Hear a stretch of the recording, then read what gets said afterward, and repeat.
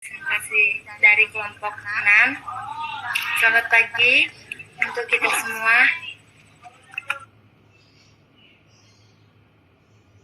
Pagi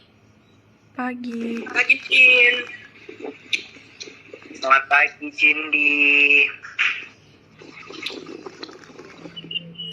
Kami di sini akan mempresentasikan mata kuliah Pancasila dengan materi Pancasila sebagai dasar nilai pengembangan ilmu. Dosen pengampu Ayu Febrianti, SPMPD, MSI. Di sini ada rekan saya dari Zeki Panjainya sendiri. Next.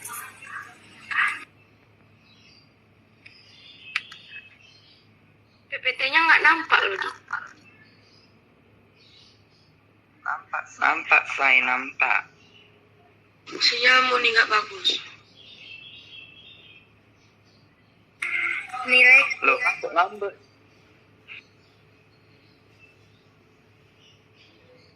Nilai ketuhanan sebagai dasar pengembangan ilmu. 1. Melengkapi ilmu pengetahuan, menciptakan perimbangan antara yang rasional dan irasional, antara rasa dan akal.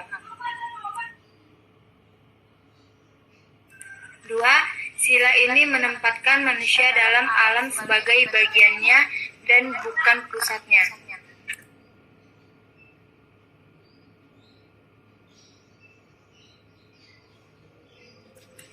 Nilai kemanusiaan sebagai dasar pengembangan ilmu, memberi arahan dan mengendalikan ilmu pengetahuan. Ilmu dikembangkan pada fungsinya semula, yaitu untuk kemanusiaan, tidak hanya untuk kelompok lapisan tertentu.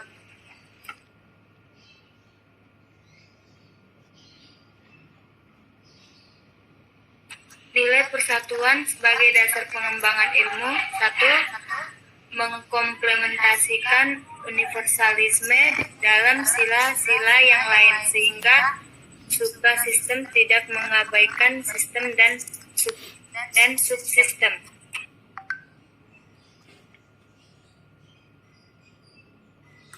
2. Solidaritas dalam subsistem sangat penting untuk kelangsungan keseluruhan individualitas, tetapi tidak mengganggu integrasi.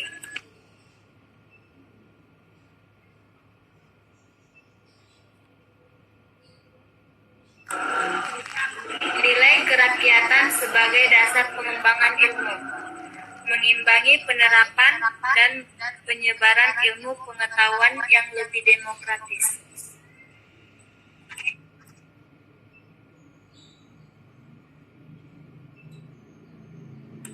Nilai keadilan sebagai dasar pengembangan ilmu, menekankan keadilan guna menjaga keseimbangan antara kepentingan individu dan masyarakat, karena kepentingan individu tidak boleh terinjak oleh kepentingan semua.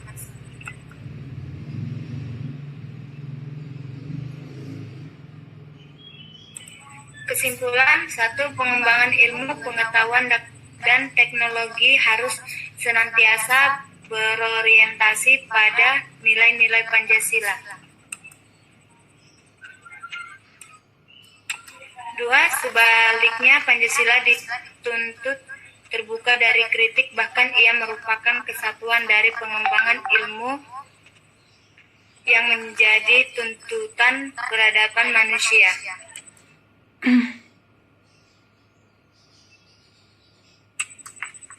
Peranan Pancasila sebagai paradigma pengembangan ilmu harus sampai pada penyadaran bahwa fanatisme, kaidah kenetralan keilmuan atau kemandirian ilmu hanyalah akan menjebak diri seseorang pada masalah-masalah yang tidak dapat diatasi dengan semata-mata berpegang pada kaidah ilmu sendiri, khususnya mencakup pertimbangan etis, religius, dan nilai budaya yang bersifat mutlak bagi kehidupan manusia yang berbudaya.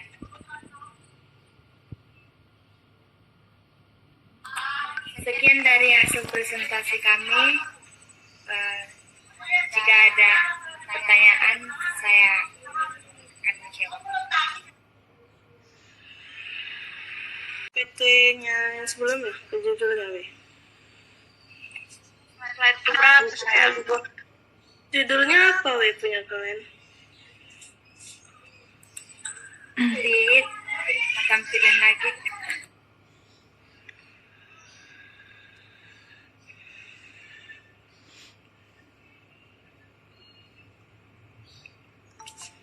Nah, ke judulnya aja Weh.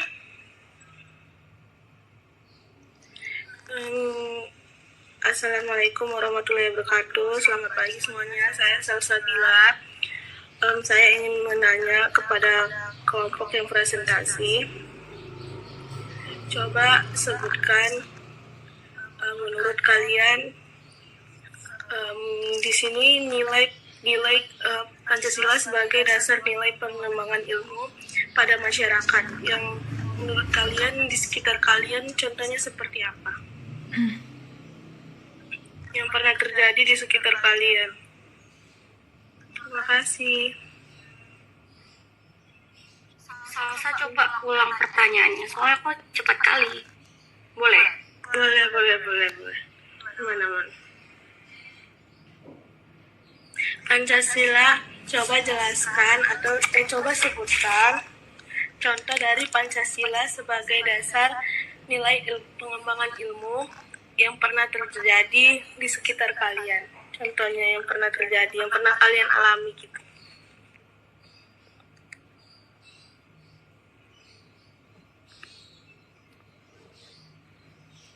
Cin, izin bertanya.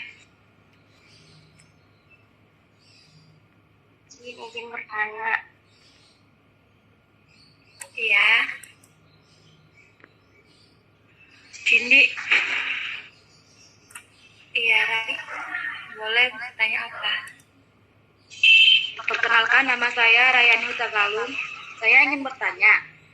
Pada kesimpulan tadi ada dibuat peranan Pancasila sebagai paradigma pengembangan ilmu harus sampai pada penyadarannya. Coba jelaskan seperti apa paradigma tersebut dan coba sebutkan contohnya. Terima kasih.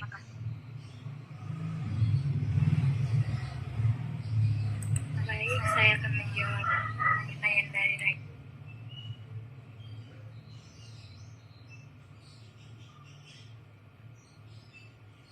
Cindy mau nanya. Cin mau tanya, Cin. Jangan diserbu dong, ya ampun satu-satu. Iya, biar dikumpulin sestra. Iya, maksudnya ditahan dulu. Kalian kok ngegas kali? Cindy mau bertanya. Boleh. Kutamparkan lah Kak Bortin.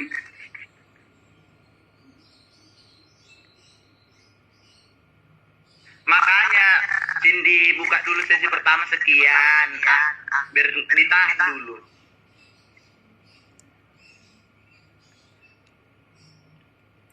Sabar ya, We. Satu persatu ya, We.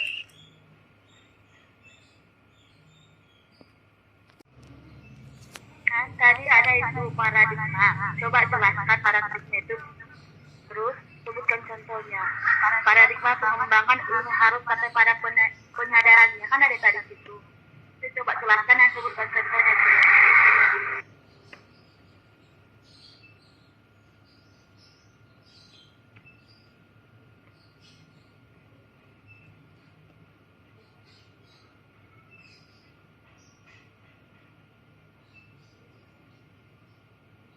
Sesi pertama sekian orang, lalap.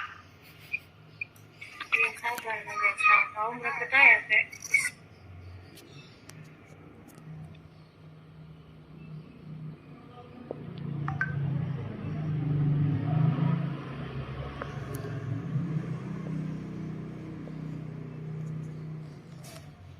Yani, Pancasila sebagai paradigma itu yang dimaksud pengembangan sosial politik, yang diartikan bahwa Pancasila bersifat sosial politik bangsa dalam cita-cita bersama yang diinginkan atau diwujudkan dengan menggunakan nilai-nilai dalam Pancasila.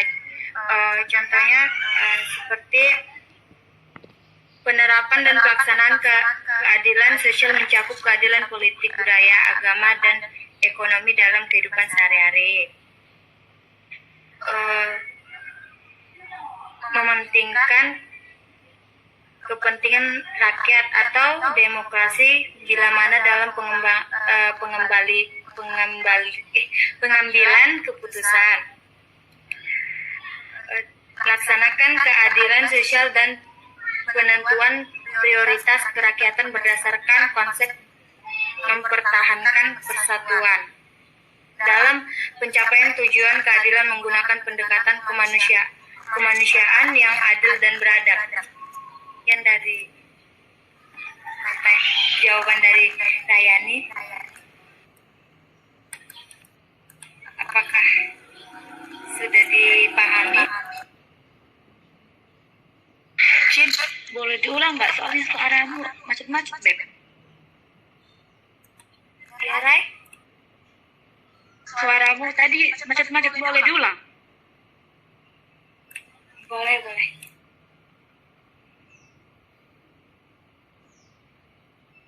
Tadi kan dirimu menanyakan paradigma Pancasila kan. Di sini sebagai pengembangan sosial politik yang diartikan bahwa Pancasila bersifat sosial politik bangsa dalam cita-cita bersama yang diinginkan dan diwujudkan dengan menggunakan nilai-nilai dalam Pancasila. Contohnya, penerapan dan pelaksanaan keadilan sosial mencakup keadilan politik, budaya, agama, dan ekonomi dalam kehidupan sehari-hari. Mementingkan kepentingan rakyat atau demokrasi bila mana dalam pengambilan putusan. Melaksanakan keadilan sosial dan penentuan prioritas kerakyatan berdasarkan konsep mempertahankan persatuan. Dan dalam pencapaian keadilan menggunakan pendekatan kemanusiaan yang adil dan beradab. Apakah sudah dipahami, Rayani? Baik, Cindy. Makasih ya. Iya, sama-sama. Terima kasih kembali.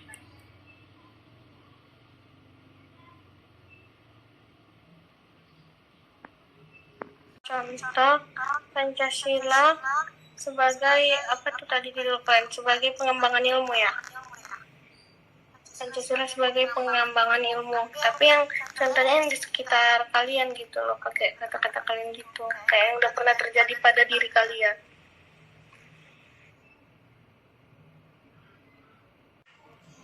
Jawabannya, pertanyaannya adalah, coba sebutkan menurut kalian contoh Pancasila perkembangan ilmu yang pernah kalian alami.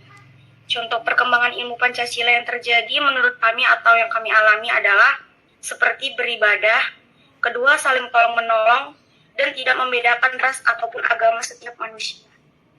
Terima kasih.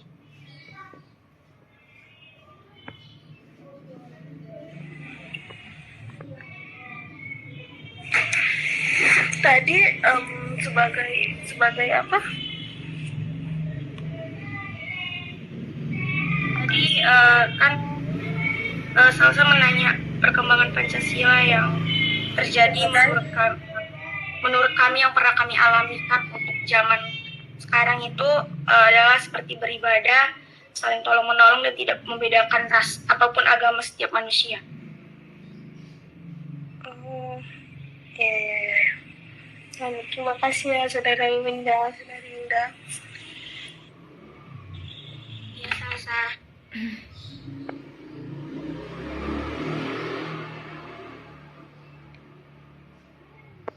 Lanjut, adakah yang lain yang mau bertanya untuk satu orang aja?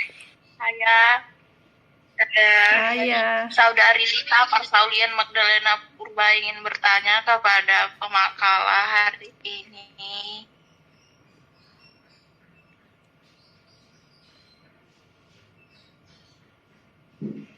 pertanyaannya, Dit.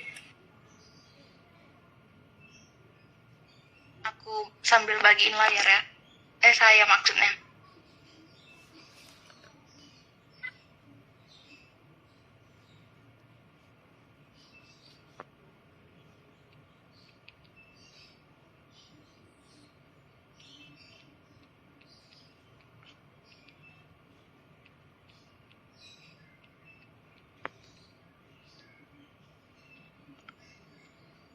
Mana dia?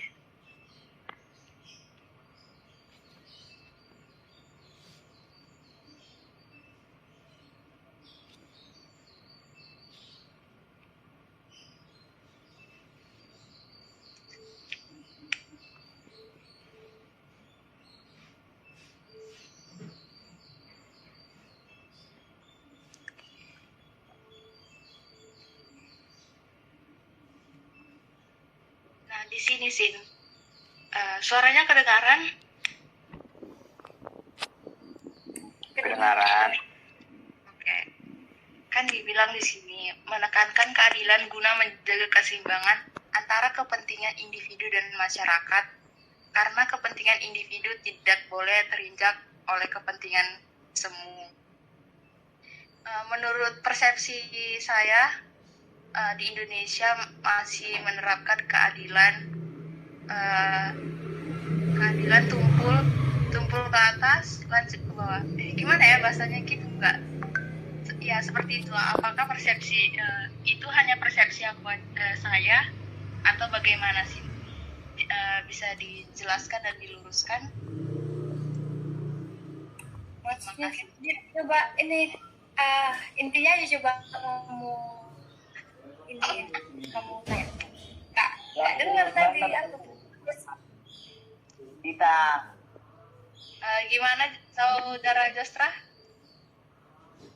langsung poinnya aja katanya. Supaya dia kalau panjangkan lebar supaya menjelaskannya. Ya aku pun memendekkannya bingung. Gini sih. sorry. Kan dibilang menekankan keadilan untuk menjaga keseimbangan antara kepentingan individu dan masyarakat.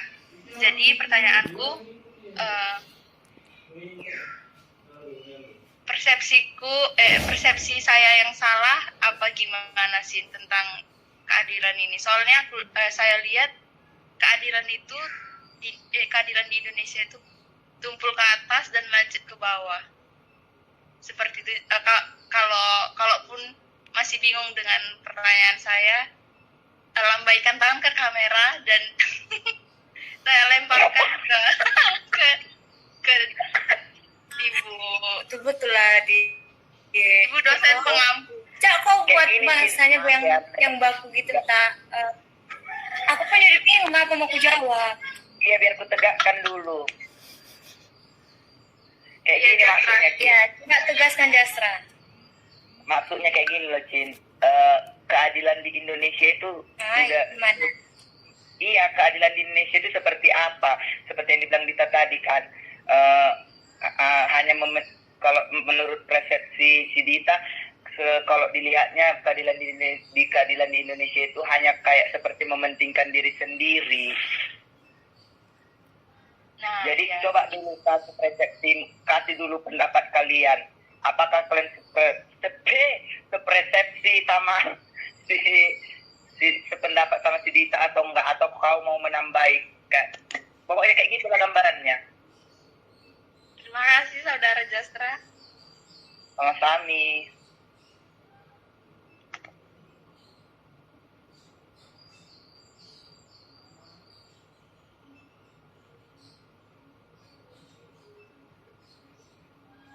Kau dengarnya, Cindy, jangan kau bilang pula apa Jastra, ulangi pula kau bilang lagi ya.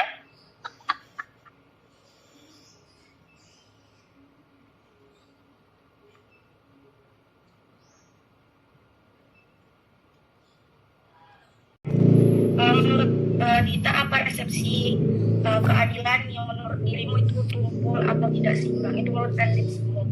Kalau menurut saya pribadi, keadilan di Indonesia bisa dikatakan tumpul ataupun tidak seimbang. Contoh bisa dikatakan koruptor Indonesia yang banyak sekali memakan uang rakyat. Uang rakyat contohnya seperti bansos, kopi sekarang, dan masih banyak lagi yang dikatakan tidak keseimbangan Indonesia, seperti orang-orang yang sekarang masih membedakan ras ataupun agama di Indonesia sekarang. Contoh agama atau Hindu ntar ya disebut.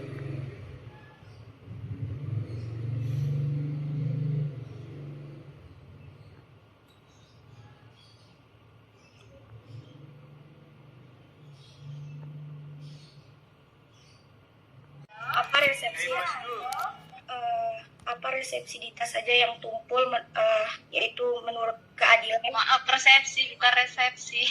Iya, sorry ya, di sini macet-macet, suaramu nggak jelas. Apa tadi? Persepsi bukan resepsi. Ya, oke. Menurutmu tadi apa persepsimu saja yang apa resepsimu yang tumpul menurutmu yang keadilan? Menurut saya pribadi, keadilan di Indonesia bisa dikatakan tumpul ataupun tidak seimbang. Contoh bisa dikatakan koruptor Indonesia yang masih banyak sekali memakan uang rakyat, contoh seperti bantuan sosial COVID sekarang.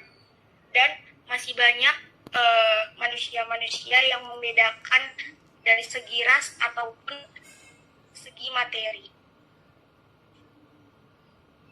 Apakah kita bisa menerima jawaban dari saya? Berarti memang udah tabiat orang Indonesia ya begitu ya? Iya, soalnya kan sebagian kita, orang lain. iya, soalnya kan kita di Indonesia ini memiliki banyak agama dan kebudayaan. Jadi mereka menekankan persepsi mereka sendiri seperti itu. Jadi Sebenarnya itu bukan tabiat sih, tepatnya. Karena tabiat itu hampir semua rakyat Indonesia berarti kayak gitu. Jadi kalau dibilang tabiat Indonesia, itu bukan tabiat Indonesia.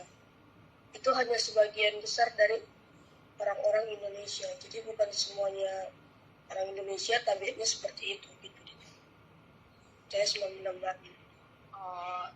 terima Ya. kasih Fortin. Terima kasih, Fortin. Terima kasih Wafin, Winda, dan Cindy.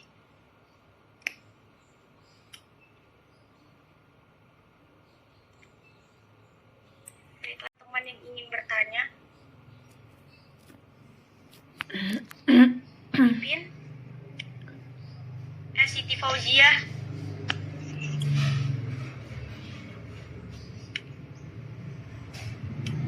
Saya mau bertanya. Ya, tadi di bagian nilai persatuan sebagai dasar pengembangan ilmu, di situ ada kata mengkomplementasikan universalisme. Maksudnya itu gimana ya? Kayak mana? Cepet kali kau membilangkannya gitu. Bisa kau ulang? Tadi kan di bagian nilai persatuan sebagai dasar pengembangan ilmu, di situ ada kata mengkomplementasikan universalisme dalam sila-sila. Dalam sila-sila yang lain. Itu maksudnya gimana? Boleh dikasih contoh nggak?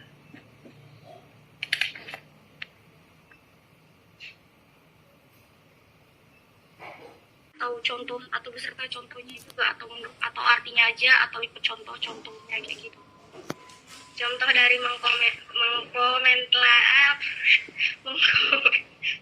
mengkomplementasikan universalisme itu dalam sila-sila itu kayak mana contohnya?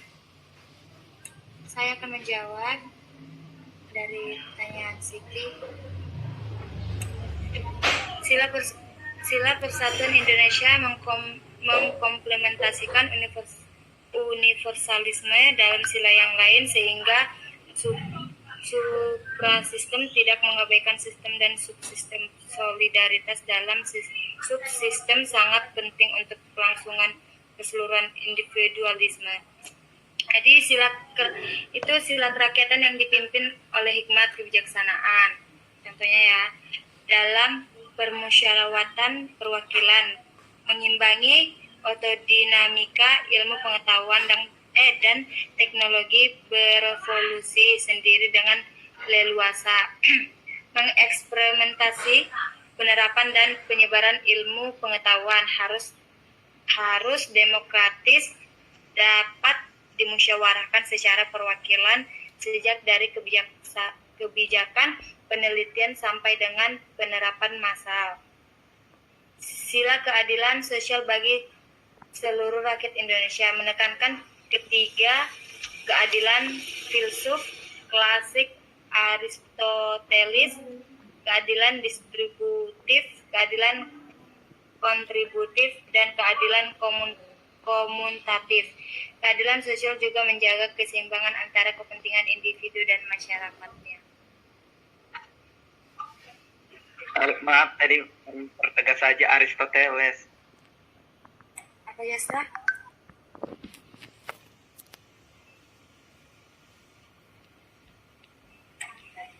Sekian dari jawaban saya untuk pertanyaan dari Siti. Baik, terima kasih atas jawabannya. Nanti boleh nggak disalinkan jawabannya kirim ke WA saya? Boleh. Baik, terima kasih Cindy. Sama-sama.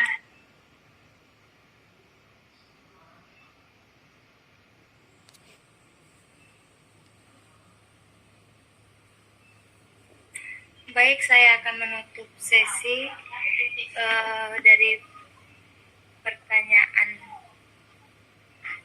dari presentasi kelompok 6. Sekian dari presentasi kami. Jika ada kesalahan, mohon dimaafkan. Sekian dan terima kasih.